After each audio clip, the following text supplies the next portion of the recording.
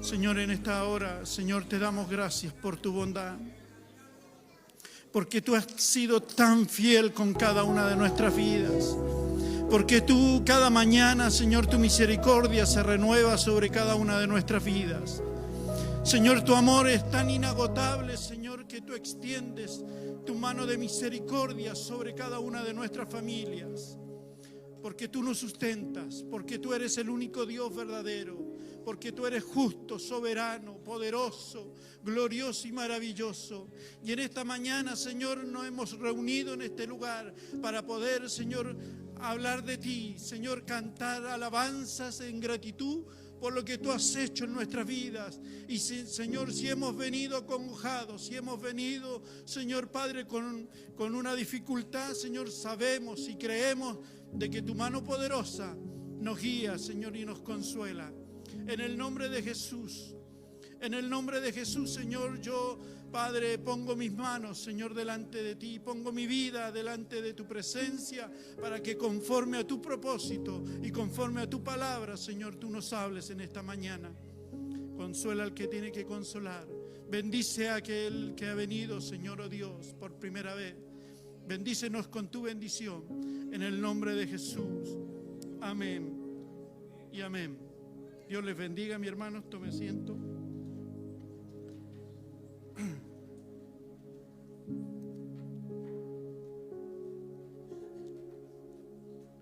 Hoy quiero compartir una palabra que ha hecho revuelo en mi corazón y en mi mente hace un tiempo atrás. Y hoy quiero que exploremos un momento crucial en la historia de la redención, que nos ofrece una profunda reflexión sobre la justicia, sobre la gracia y la sustitución. Y nos enfocaremos hoy día en el juicio de Jesús ante Pilato. La elección entre Jesús y Barrabás y el profundo significado espiritual que tuvo este evento. Para hacer un poco de referencia, en el tiempo de los romanos, ¿cierto? Los delitos, cada delito se castigaba de formas diferentes. Y la muerte de Jesús es uno de los delitos que se castiga, ¿cierto? Aquellos que han cometido rebeldías, sediciones, son forajidos, son personas que han hecho el mal en la sociedad y que están en contra también del pueblo romano. La crucifixión era de tal forma que se les torturaba para que toda persona que quisiera cometer un delito la pensara antes de cometerlo. Y según el libro de Palestina, en los tiempos de Jesús, era una muerte pública, degradante y dolorosa, que tenía el propósito de amedrentar a todo el que pensara atentar contra el orden establecido. Cierto escritor romano de la antigüedad señala, respecto a la ejecución de los condenados, se escogían vías muy transitadas para que todos puedan verlo y sean motivo de temor. Esto es lo que sucedía a aquellos que cometían delitos dentro de la sociedad. Hoy día quiero hablar de Barrabás, que en griego significa Bat Arras, que significa Jesús, Hijo del Padre, por si no lo sabían. En los 4 evangelios se mencionan a personas cuyas vidas cambiaron de alguna manera por un breve encuentro con Jesús. Estos encuentros se registran en solo unos pocos versículos, pero ilustran un aspecto de la gracia. Pero Dios muestra su amor para con nosotros en Cristo, que murió por nosotros cuando aún éramos pecadores. Eso está en el libro de Romanos capítulo 5, versículo 8. Y Barrabás, a través de la Escritura, Barrabás tenía diferentes delitos. ¿Y de qué se le acusaba a Barrabás? Barrabás era un preso, ¿cierto? Un malhechor, dice su palabra. Y si alguien me quiere acompañar, era un salteador, un preso famoso. En el libro de Mateos, capítulo 27, versículo 16, dice su palabra de la siguiente manera.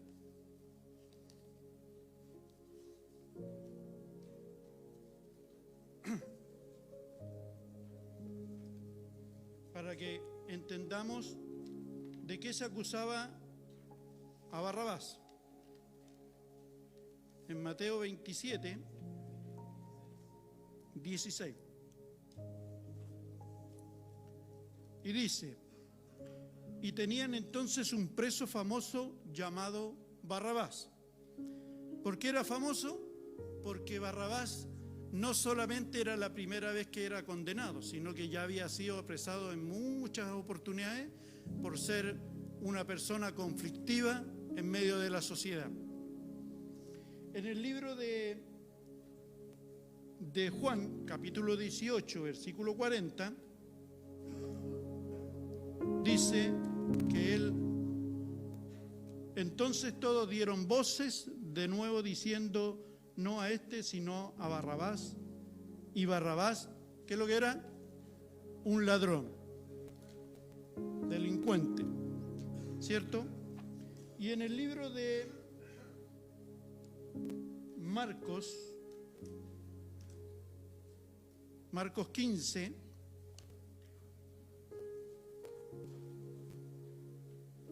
en el versículo 7, y había uno que se llamaba Barrabás, preso con sus compañeros de motín, que habían cometido, ¿qué es lo que había cometido Barrabás?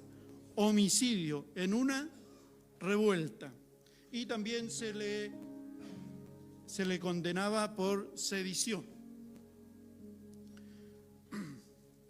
Al continuar con el mensaje positivo en el Evangelio de Marcos, la razón es que la porción que hoy me toca predicar, hoy no es un simple relato histórico, sino que también es un recuento de lo que sucedió ese día viernes por la mañana.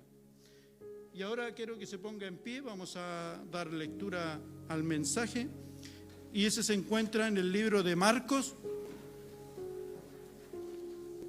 que está puesto ahí también en la pantalla, el libro de Marcos, capítulo 15, versículo del 1 al 15, vamos a leer.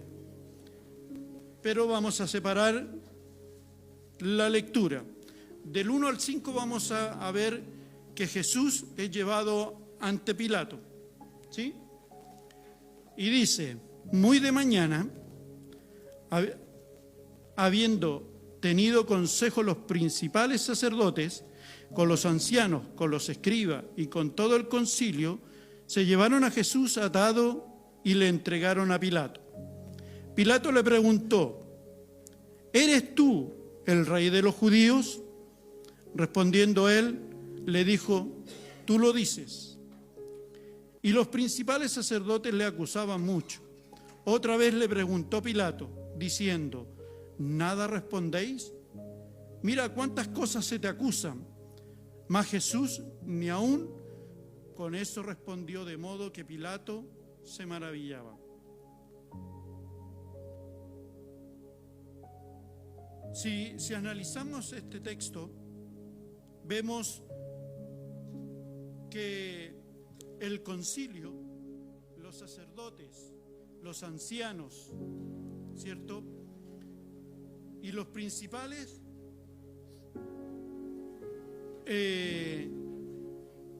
llevaron a juicio a Jesucristo. Y dentro de lo que estaba leyendo, vemos que aquí se hizo un juicio, ¿cierto? Un proceso. Yo no sé si alguien ha estado en alguna vez en un juicio. Amén. Dentro del juicio uno tiene la posibilidad de tener un abogado, ¿cierto? En cambio aquí Jesús no tuvo quien abogara por él. Estamos hablando del juicio presencial, ¿cierto? Cuando uno va a un juicio, se entrega el oficio, cuál es la causa del juicio, y el abogado tiene la particularidad de estudiar el caso, y con eso va buscando diferentes soluciones para poder excluirlo o que quede libre esa persona. Pero aquí vemos que Jesús tuvo un juicio religioso y un juicio político, podríamos llamarle, el cual el primer juicio que él tuvo fue hecho por los escribas, por los fariseos, por el concilio, ¿cierto? Y aquí vemos a este grupo de hombres que eran religiosos y que supuestamente cumplían con todo lo que se le pedía. Y hoy día queremos buscar, dentro de esta lectura, yo decía, ¿y quién es el responsable de este juicio? Al comienzo de la historia vemos y se ha catalogado a un hombre que fue traicionado por una persona, ¿cierto? Y esa persona se llama, que es muy conocido, Judas. Judas, entre comillas, se dice que él lo traicionó, que lo vendió por un par de monedas. Pero si yo sigo leyendo, dice que el concilio, los principales, los sacerdotes, se pusieron, se juntaron para poder condenar a Jesucristo. Y vemos a través de la historia y a través de su palabra que ellos se reunieron cuando tomó preso a Jesucristo en el Getsemaní. Eso fue más o menos a las 3 de la mañana. Y la jurisprudencia de un juicio normal, común y corriente, no se lleva a cabo en la madrugada, sino que se cumplen ciertos protocolos, ¿ya? De acuerdo a la jurisprudencia de los juzgados. Tienen un horario donde hacen los juicios. Y aquí vemos que a Jesucristo le hicieron un juicio fuera de la norma. ¿Y por qué motivo? Porque ellos necesitaban que él fuera muerto antes del Sabbat, y ellos pudieran cumplir y puedan celebrar el Sabbat. Y se contrapone con los principios y valores de ese tiempo, ¿ya? Y vemos aquí que luego que Jesús fue arrestado en el huerto de Getsemaní, a la medianoche del día viernes, tuvo que someterse a 2 juicios, uno religioso y uno civil. Cada uno de ellos contó de 3 etapas, lo que significa que en muy pocas horas Jesús tuvo que soportar 6 audiencias, 3 en el juicio religioso y 3 en el juicio civil. En el juicio religioso, Jesús compareció primero ¿ante quién? Eso lo encontramos leyendo del capítulo 1 en adelante. Él tuvo que compadecer primero con el concilio, ¿cierto?, ante el sumo sacerdote Anás. Después, ante el Sanedrín completo, en casa de Caifás. Y otra vez, el mismo concilio, justo antes del amanecer, antes de las 6 de la mañana, como menciona el libro de Marcos en el versículo 1 del capítulo 15. Después, en el juicio civil, primero Jesús compadeció delante de Pilato, luego delante de Herodes, y después tuvo que compadecer nuevamente ante Pilato, una vez más para escuchar el veredicto final. En la primera parte del juicio religioso, en la madrugada del día viernes, Jesús fue declarado culpable. Fue declarado culpable de blasfemia. Y aquí vemos que este grupo, ¿cierto?, que era el Sanedrín y toda la cúpula religiosa que había en ese tiempo, lo declaró culpable por blasfemia. Pero si yo me voy a la palabra, versículos más atrás, Jesucristo ante Pilato no fue condenado por blasfemia, porque eso era religioso y a Pilato no le interesaba la parte religiosa. A él le interesaba que se cumpliese, ¿cierto?, el orden en el tiempo romano y que no cometieran nada en contra de Roma. ¿Ya? Entonces, por lo tanto, los líderes religiosos de la nación dijeron que era digno de muerte. Esto sucedió en casa de Caifás, alrededor de cerca de las 3 de la mañana. Sin embargo, ese veredicto de culpabilidad no era válido hasta que fuera ratificado por el Sanedrín en las primeras horas de la mañana, ya que según la jurisprudencia judía no era legítimo llevar a cabo durante la noche un juicio que pudiera concluir en la pena de muerte para el acusado, como era el caso de Jesús. Por eso en el capítulo 15 del libro de Marcos vemos que Jesús tuvo que compadecer una vez más ante el Sanedrín. En el primer encabezado por la mañana de hoy, Jesús de nuevo ante el Sanedrín. Y sabe que mientras yo leía el proceso del juicio de Jesucristo, cuando llevan el Sanedrín ante Pilato, Pilato le dice: yo no encuentro nada en él, no encuentro ninguna culpabilidad en este hombre.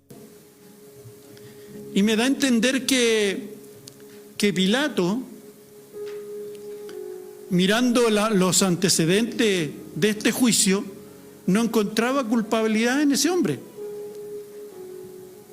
Tenemos la primera escena: Judas lo vendió, lo traicionó, ¿cierto?, y lo entregó. En esta segunda escena,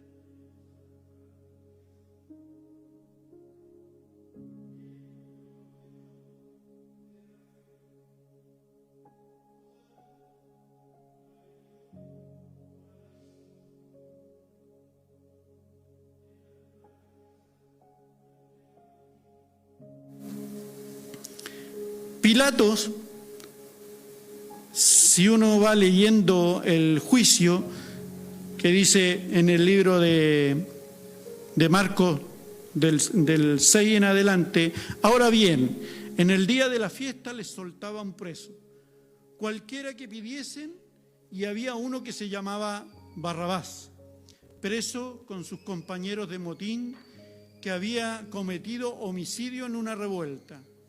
Y viniendo la multitud comenzó a pedir que se hiciese como siempre les había hecho. Y Pilato les respondió diciendo: ¿queréis que os suelte al rey de los judíos? Porque conocía que por envidia le habían entregado los principales sacerdotes. Mas los principales sacerdotes incitaron a la multitud para que les soltase más bien a Barrabás. Respondiendo Pilato les dijo otra vez: ¿qué pues queréis que haga del que llamáis rey de los judíos? Y ellos volvieron a dar voces diciendo: crucifíquenle. Pilato les decía: pues ¿qué mal ha hecho? Pero ellos gritaban aún más: crucifíquenle. Y Pilato, queriendo satisfacer al pueblo, le soltó a Barrabás y entregó a Jesús después de azotarle para que fuese crucificado.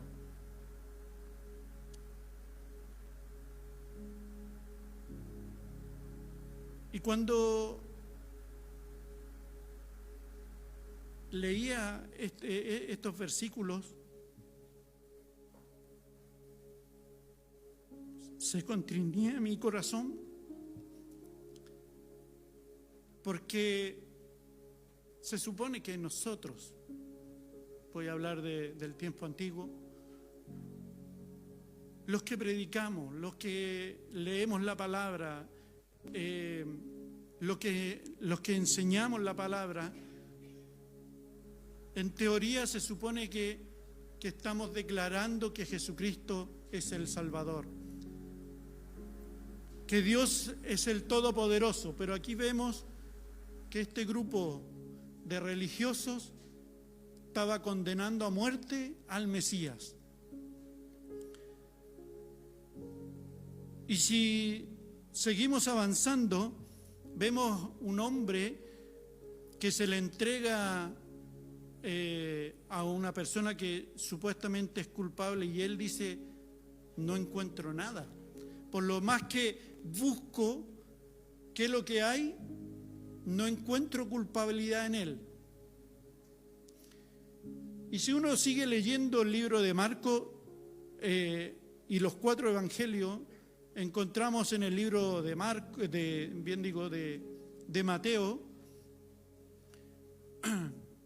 que a Jesús no solamente se le culpa de blasfemia. Entonces el Sanedrín, ¿qué es lo que hace? Se da cuenta que Pilato no lo va a condenar por blasfemia, que Pilato no lo va a condenar a muerte por el solo hecho de decir que él es el Hijo de Dios. Pero al Sanedrín sí le preocupaba. Entonces, si vemos y estudiamos la historia, Pilato vuelve nuevamente a entrar al pretorio y le pregunta: ¿eres tú realmente el rey de los judíos? Y Jesucristo le responde, le dice: tú lo has dicho. ¿Tú estás respondiendo porque tú lo crees? ¿O lo estás respondiendo porque alguien te lo contó? ¿Alguien te lo dijo? Y eso está en los evangelios, ya sea Lucas, Juan lo explica mucho mejor.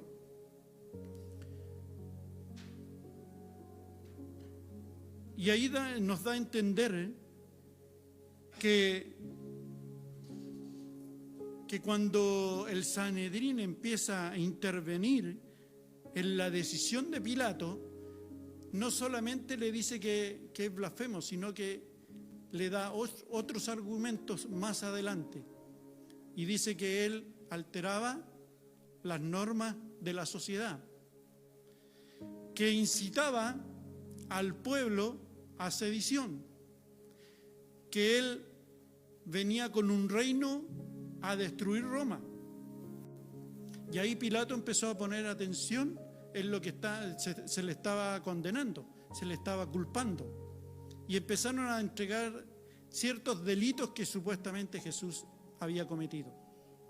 Pero Jesús dice su palabra que él no abrió su boca, que él enmudeció, no dijo nada, no se defendió. Y a través de esta palabra nos damos cuenta que Pilato llega a un momento de que ya se sentía tan acorralado que ya no sabía qué hacer. También traemos a la historia de que la esposa de Pilato le dice que ella había tenido un sueño y le dijo: no hagas nada en contra de él. Y como Pilato era supersticioso, él trataba de poder no condenar a este hombre que tenía enfrente, que era Jesús. Y dice su palabra que a través de iba avanzando las interrogaciones, se da cuenta cuando la multitud pedida, el Sanedrín pedía que siguieran con el juicio, y él dice, el Sanedrín le dice a Pilato: él ha alterado y ha incitado al pueblo desde Galilea hasta Judea. Y cuando Pilato escucha Galilea, por eso envía a Jesucristo a Herodes, porque la jurisdicción que Pilato tenía era Judea y Samaria, y Herodes tenía Galilea y las otras partes, y por eso fue enviado a Herodes, para que él decidiera, y él se libraba en ese momento de cometer una muerte a un inocente. Y seguimos avanzando a través de la palabra, ¿cierto? Y dice que Herodes no encontró culpabilidad en él y lo devolvió a Pilato. Y Pilato, viendo que no tenía forma de poder condenarlo, tomó la decisión, ¿cierto? Como dice su palabra, que en el día de la Pascua había un indulto a cualquier persona que ellos eligieran. Y aquí vemos la tercera escena, a Pilato, que por miedo a la revuelta, por miedo a que el pueblo se manifestara más allá, dice: ok, yo me lavo las manos. Ustedes conocen esa historia, que él pesca el agua y dice: yo me lavo las manos ante esta decisión, porque yo no la estoy tomando. Y sale otra escena,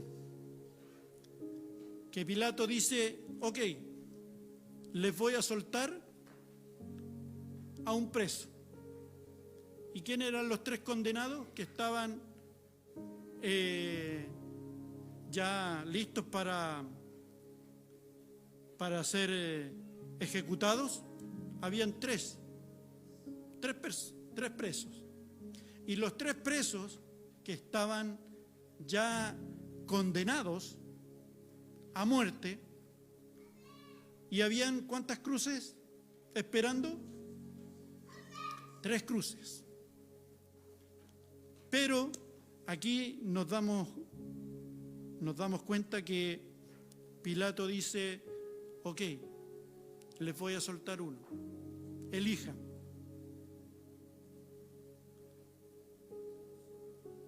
Y a través de la palabra, él nos dice que el Sanedrín, la cúpula religiosa, incitó a la multitud ¿a qué? Como decía el texto, mientras él preguntaba,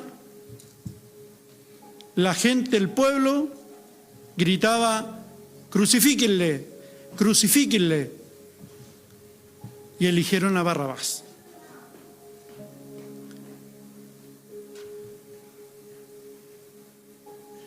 Y vemos el tema principal aquí. Jesucristo era inocente. Él es vida, Él es abundancia, Él es esperanza. Y Barrabás, ¿qué es lo que era? Él vino a robar, Él vino a matar y a destruir. El diablo pensó que lo había vencido. El que vino a dar vida, el que vino a dar esperanza, estaba siendo condenado. Pilato vuelve a preguntarle: ¿eres tú el rey de los judíos? ¿Y sabe por qué le preguntó tantas veces? Porque él no podía entender que él, siendo rey, se quedara callado. Y se lo dice Pilato: yo tengo el poder para condenarte, porque yo soy un principal. Yo soy en ese momento como el alcalde o como el presidente, como quieran llamarle. Yo tengo la autoridad mayor para condenarte. Pero tú eres rey realmente, porque no podía entender. Y ahí Jesucristo le dice: el reino que yo tengo no es de este mundo.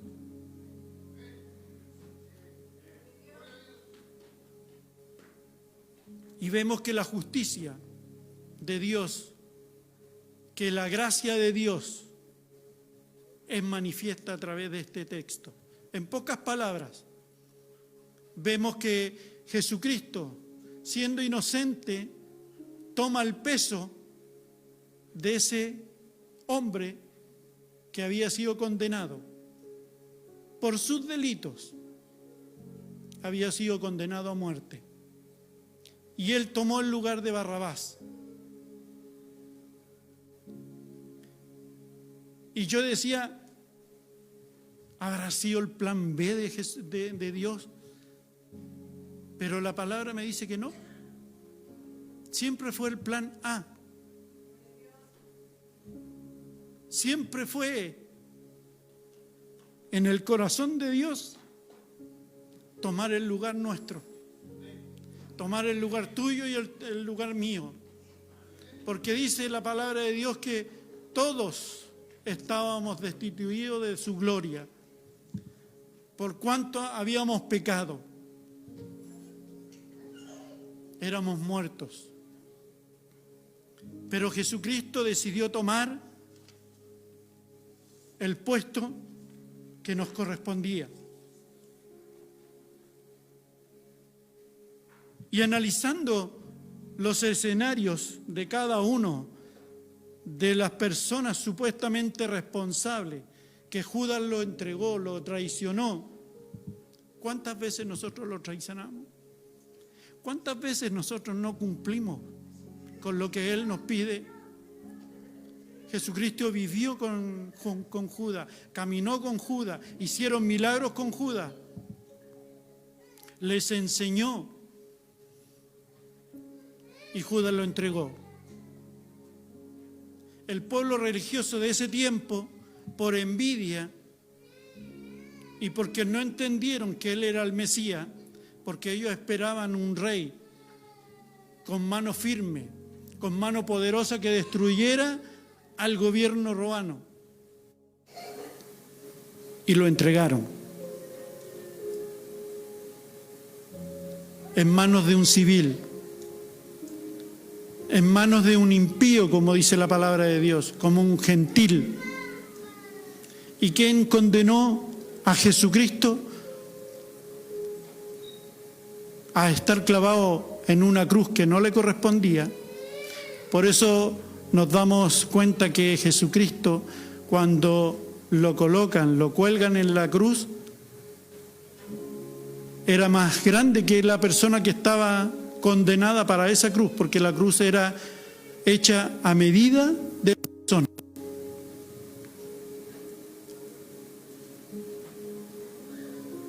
Y vemos a través de la palabra que cuando Pilato dice: ¿qué hago con este ahora? Y el pueblo decidió, el pueblo gentil, el pueblo cristiano de ese tiempo decidió crucificarla.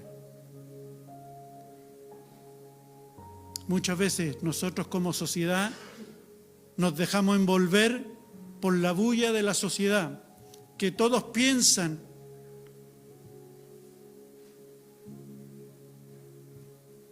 que Dios hoy día no funciona. Es más, hoy en día en la ONU se presentó a través de lo LGTB que nosotros como pueblo, y me llamó mucho la atención, que nosotros como pueblo éramos un mal para la sociedad, porque incitábamos a la sociedad, porque estamos en contra de muchas leyes que hoy día se están cumpliendo, porque estamos en contra del homosexualismo, estamos en contra de que nos pongan la autoridad que el gobierno tiene que velar por los niños, porque los niños hoy día tienen la posibilidad de elegir su sexo y nosotros nos anteponemos a eso. Entonces hoy día se está, a través de la ONU, se está tratando de hacer una ley, porque nosotros estamos en contra de eso. Y hoy día nosotros le estorbamos, porque nosotros hoy día peleamos por la moralidad y los valores cristianos, pero muchas veces la sociedad te lleva a tener el mismo pensamiento. Muchas veces la sociedad te hace elegir entre Dios o la humanidad. Y la humanidad te ofrece muchas cosas. La humanidad o la sociedad te ofrece muchas alternativas que a lo mejor son viables, al parecer son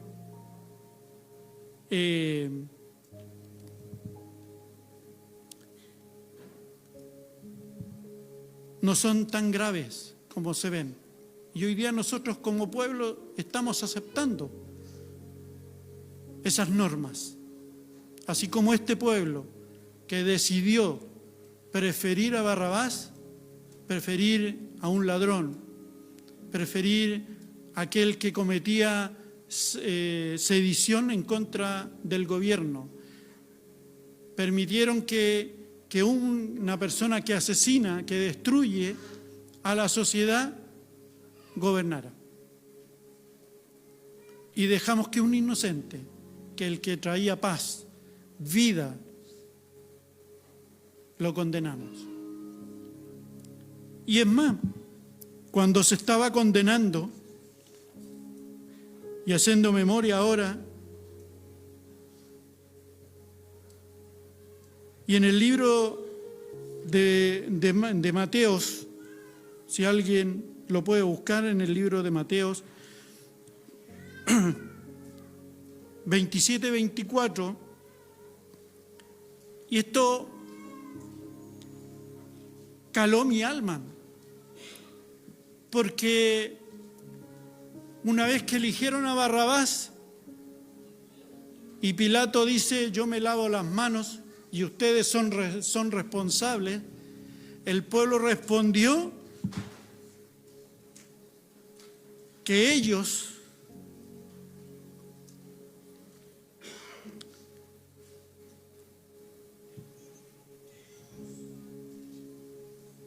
aceptaban la responsabilidad de lo que estaban haciendo. Y dice, si alguien lo puede leer, por favor, Mateo 27-24.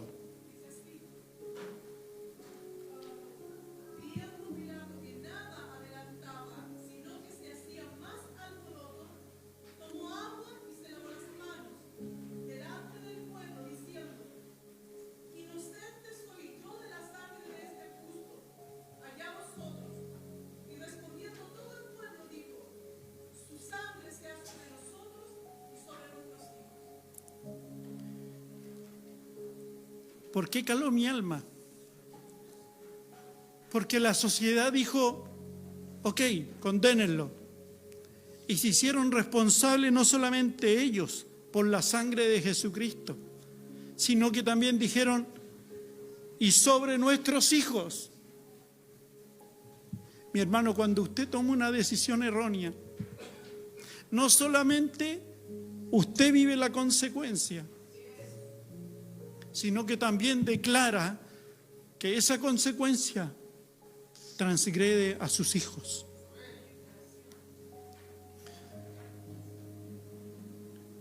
Y vemos que este pueblo condenó y asumió esa sangre derramada en esa cruz. Muchas veces nosotros tomamos decisiones erróneas. No solamente que nos compete a nosotros y nos condena a nosotros, sino que también le compete a los nuestros. Y en ese episodio vemos el relato de injusticia de la humanidad en una poderosa ilustración del Evangelio. Jesús toma el lugar del injusto. La liberación de Barrabás y la condena de Jesús simbolizan la sustitución divina que ocurre en la cruz. Jesús, al morir en el lugar de Barrabás, toma el lugar de todos los culpables, el suyo y el mío, porque tú y yo somos culpables también de la muerte de Cristo. Pero en esa culpabilidad,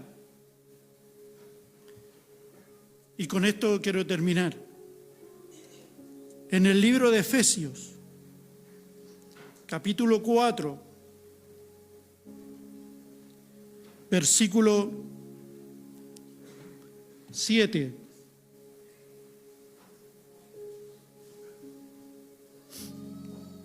Dice así: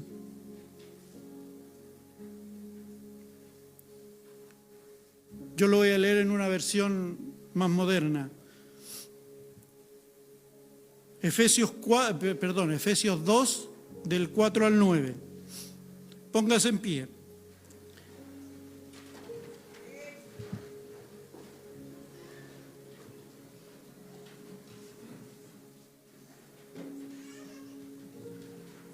El libro de Efesios, capítulo 2, versículo 4 al 9. Mientras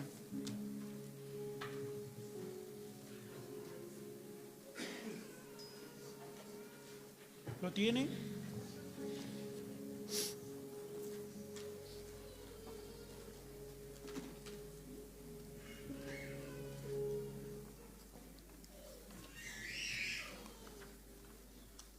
Yo lo tengo en otra versión, por eso voy a tratar de...